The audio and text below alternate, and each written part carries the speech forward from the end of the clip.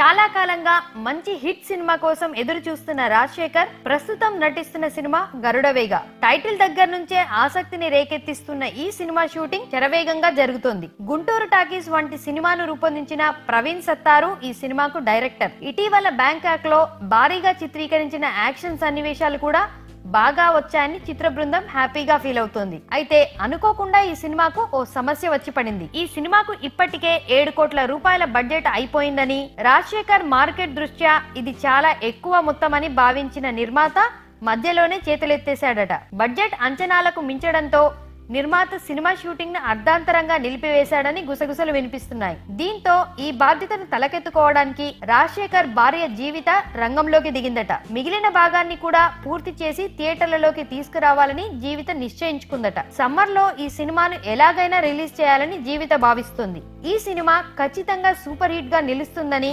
రాజశేఖర్ జీవిత అనుకుంటున్నారట. మరి వాళ్ళ అంచనాలను గరుడవేగ అందుకుంటుందో లేదో చూడాలి.